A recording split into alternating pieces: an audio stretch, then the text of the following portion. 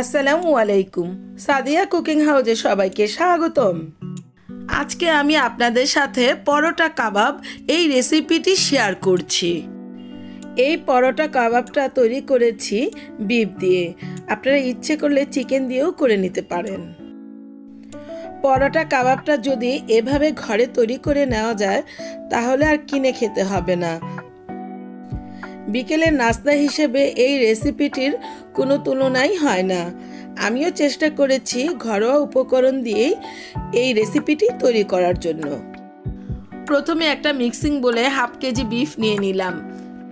এই বিফটা আমি পাটায় পিষে নিয়ে নিচ্ছি এখানে 1 কাপ পরিমাণ পেঁয়াজ, কিন্তু পেঁয়াজটা এখানে কিউব করে কেটে নিয়েছি। তারপর নিয়ে নিচ্ছি 1 টেবিল চামচ পরিমাণ কাঁচামরিচের কুচি। নিয়ে নিলাম 1 চা চামচ পরিমাণ ভাজা জিরে গুঁড়ো, হাফ চা চামচ পরিমাণ জায়ফল জয়িত্রী গুঁড়ো, আরও নিলাম 1 চা চামচ পরিমাণ গরম মশলার গুঁড়ো, হাফ চা চামচ পরিমাণ কালো গোলমরিচের গুঁড়ো, 1 চা চামচ পরিমাণ চিলি ফ্লেক্স। তারপর দিয়ে দিচ্ছি হাফ চা চামচের একটু বেশি লাল মরিচের গুঁড়ো, আরও দিচ্ছি হাফ চা চামচের চেয়েও একটু কম হলুদের গুঁড়ো, 1 চা চামচ পরিমাণ ধনিয়া গুঁড়ো, দিয়ে দিচ্ছি 1 চা চামচ পরিমাণ আদা পেস্ট এবং হাফ চা চামচ পরিমাণ রসুন পেস্ট, হাফ কাপ পরিমাণ ধনেপাতা কুচি দিয়ে দিলাম। এবার দিয়ে দিচ্ছি স্বাদমতো লবণ। তারপর এখানে অ্যাড করে দিচ্ছি 1 টেবিল চামচ পরিমাণ ঘি। এখানে আপনারা একটু ঘিটা ব্যবহার করার চেষ্টা করবেন। ইচ্ছে করলে আপনারা সয়াবিন তেলও দিতে পারেন, এতে স্বাদের কোনো হেরফের হবে না। আরও দিয়ে দিচ্ছি হাফ কাপ পরিমাণ বেসন। এবার এই সব উপকরণগুলোকে একত্রে বেশ ভালোভাবে মাখিয়ে নিব। আমি কিন্তু এখানে বিফের পানিটা ঝরিয়ে নিয়েছি। যদি আপনাদের এটা শুষ্ক মনে হয় তাহলে এখানে একটু ঘি ব্যবহার করতে পারেন। এই তো খুব সুন্দরভাবে এগুলোকে মাখিয়ে নিচ্ছি। আমার এটা মাখানো হয়ে গেলে এর মাঝখানে আমি একটা ঢাকনি দিয়ে দিলাম। আমার কাছে ফয়েল পেপার ছিল না, একটা কয়লা পুড়িয়ে নিয়ে আসলাম এবং এর মধ্যে এখন একটু সামান্য পরিমাণ তেল দিয়ে দিব। এটা জাস্ট একটা স্মোকি ভাব আনার জন্য দেয়া। এই যে খুব সুন্দর ধোঁয়া উঠতেছে। এবার আমি এটাকে ঢাকনা দিয়ে ঢেকে রেখে দিব।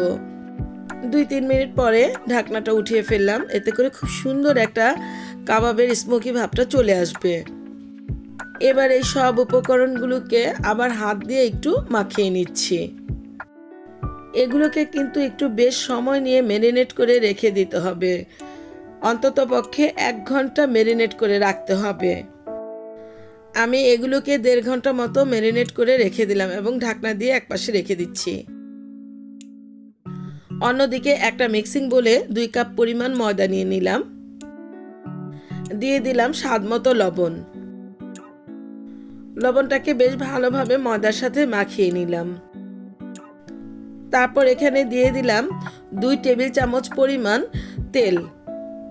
তেলটা দেওয়ার পর ময়দাগুলোকে খুব সুন্দরভাবে মাখিয়ে নিতে হবে। হাতে একটু ময়দা মুঠি করে নিয়ে যদি এটা টিপ দিলে ঝুরঝুর করে ভেঙে যায় তাহলে বুঝতে পারবেন যে আপনার ময়দার মধ্যে তেলটা হয়ে গিয়েছে। এবার এখানে নিয়ে নিচ্ছি উষ্ণ গরম পানি। গরম পানিটা আমি একসাথে ব্যবহার করব না, আমার প্রয়োজন অনুযায়ী আমি আস্তে আস্তে ব্যবহার করব। এই ডোটা কিন্তু আমরা বাসায় যেমন রুটি বা পরোটা তৈরি করি অমনি নর্মালি তৈরি করে নিতে হবে। আমার আরেকটু পানি লেগেছে। এই যে ডোটা আমার তৈরি হয়ে গেল। এবার এর উপরে একটু তেল ব্রাশ করে দিচ্ছি, হাত দিয়েই করে দিচ্ছি। ডোটা আপনার এমনভাবে হতে হবে যাতে পাতলাও না হয় এবং শক্ত না হয়। এই ডোটাকেও 10 মিনিটের মতো ঢাকনা দিয়ে ঢেকে রেখে দিচ্ছি। 1.5 ঘন্টা পর ফিরে আসলাম, হাতে একটু তেল মাখিয়ে নিলাম। এবার এখান থেকে কিছু পরিমাণ বিফের অংশ হাতে তুলে নিব। এই কাবাবটা কিন্তু গোল গোল শেপ করব না, একটু লম্বাটে ধরনের করব। এই যে হাতে তুলে নিয়ে একটু রোলের মতো করে নিচ্ছি। এরপর এটাকে খুব সুন্দরভাবে ঘুরিয়ে ঘুরিয়ে লম্বাটে করে নিচ্ছি। এই যে দেখুন, এক হাতের উপর চাপ দিয়ে আরেক হাত দিয়ে এটাকে লম্বা করে নিচ্ছি। এরপর এটাকে আমি একটা চপার বোর্ডের উপর নিয়ে নিলাম। এই যে এভাবে করে লম্বা লম্বি করে নিচ্ছি। এতে করে কাবাবের শেপটা কিন্তু খুব সুন্দর হবে।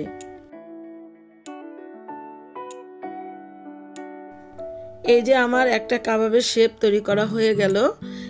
একটা দেখুন কেমন হয়েছে। আমি দ্বিতীয় আরেকটা একইভাবে তৈরি করে নিচ্ছি। দ্বিতীয়টাও তৈরি হয়ে গেল। হাফ কেজি বিফ থেকে 10টা কাবাব তৈরি হয়ে গেল। এগুলোকে আধা ঘন্টার জন্য ফ্রিজে রেখে দিচ্ছি। আপনারা ইচ্ছে করলে এভাবে এগুলোকে 1 মাস সংরক্ষণ করেও খেতে পারবেন। এদিকে ময়দার ডোটাকে একটু হাত দিয়ে মুথে নিচ্ছি।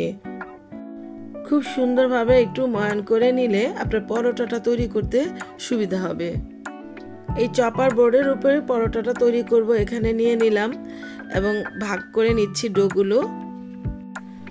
আমি আজকে এখানে 5টা পরোটা কাবাব তৈরি করে দেখাবো, কিন্তু আমার এখানে 7টা লেচি হয়েছে, আমি 5টা তৈরি করব। এবার এগুলোকে একটা পাশে রেখে দিয়ে চপার বোর্ডের উপর একটু ময়দার গুঁড়ি নিয়ে নিলাম। তারপর এই চপার বোর্ডের উপরে একটা লেচি নিয়ে নিলাম। এই লেচিটাকে ঘুরিয়ে ঘুরিয়ে গোল করে একটা রুটি তৈরি করে নিচ্ছি। এই রুটি বা পরোটা যাই বলেন না কেন, আমরা তো সব আপুরেই পারি। এভাবে করে আমি প্রথমে একটা রুটি তৈরি করে নিলাম। রুটিটা মোটামুটি এমনভাবে তৈরি করব যাতে বেশি বড়ও না হয় আবার ছোটও না হয়। এই যে একটা তৈরি হয়ে গেল। আর একটি রুটিও আমি একইভাবে তৈরি করে নিচ্ছি। তো দ্বিতীয় রুটিটাও তৈরি হয়ে গেল। এবার চুলায় একটি ফ্রাই প্যান বসালাম। ফ্রাই প্যানের মধ্যে 2 টেবিল চামচ পরিমাণ তেল দিয়ে দিলাম। তেলটাকে একটু প্যানের মধ্যে স্প্রেড করে দিলাম। এবার এক এক করে কাবাবগুলো এখানে দিয়ে দিচ্ছি। প্রথমে 8টা কাবাব দিয়ে দিব, এগুলোকে শ্যালো ফ্রাই করে নিচ্ছি।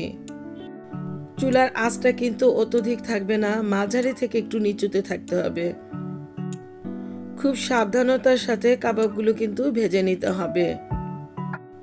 অনেক সময় দেখা যায় কি, বিফের কাবাবটা কিন্তু এরকমভাবে ভাজার সময় মাঝখান দিয়ে ফেটে যায়।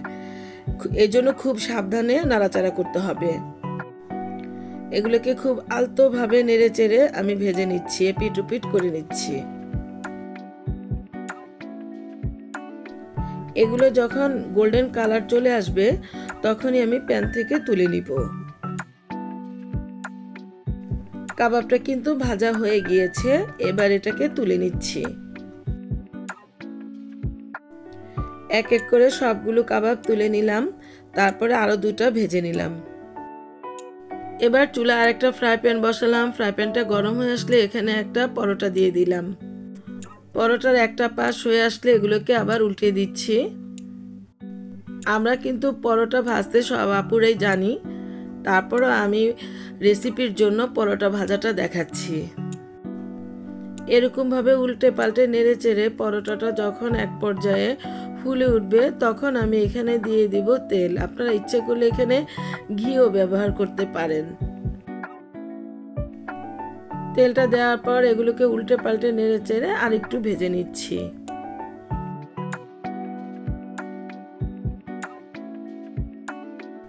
এভাবে উল্টে পাল্টে নেড়ে চেড়ে প্রথম পরোটাটা ভেজে নিলাম। এই তো ভাজা হয়ে গেল। এবার এটাকে প্যান থেকে তুলে নিচ্ছি। দ্বিতীয় আরেকটি পরোটা দিয়ে দিলাম, এটাকেও একইভাবে ভেজে নিচ্ছি। আমার সবগুলো পরোটা ভাজা হয়ে গেল। এরপর চপার বোর্ডের উপর নিয়ে নিলাম একটি পরোটা, তার উপরে নিয়ে নিলাম একটা কাবাব। এখানে মেয়োনিজ ও টমেটো সসের একটা মিশ্রণ দিয়ে দিলাম। এই যে দেখুন এমনভাবে দিয়ে দিচ্ছি। তারপর দিয়ে দিচ্ছি সামান্য পরিমাণ লেবুর রস। আরও দিয়ে দিচ্ছি রিং করে কেটে রাখা পেঁয়াজ। তারপর এটাকে রোল করে নিচ্ছি। আপনার ইচ্ছা করলে এটাকে টুথপিক দিয়ে গেঁথে দিতে পারেন, আমি এটাকে টিস্যু দিয়ে রোল করে পেঁচিয়ে নিচ্ছি। তো একটা পরোটা কাবাব আমার তৈরি হয়ে গেল। আমি দ্বিতীয় আরেকটা আপনাদেরকে তৈরি করে দেখাচ্ছি। একইভাবে আরেকটা পরোটা নিয়ে নিলাম, তবে এখানে আমি কাবাবের পরিমাণ 2টা দিব। প্রথমটা একটা করে দেখিয়েছি, এখানে আমি 2টা দিয়ে দিচ্ছি।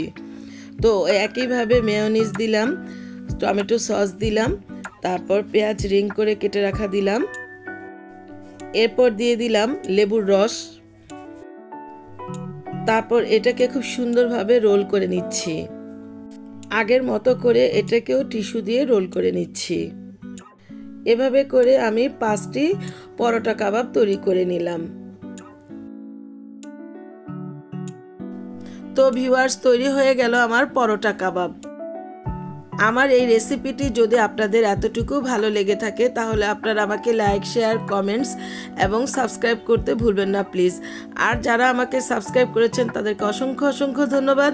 আবার হাজির হব অন্য কোনো সময় অন্য কোনো রেসিপি নিয়ে। আল্লাহ হাফেজ।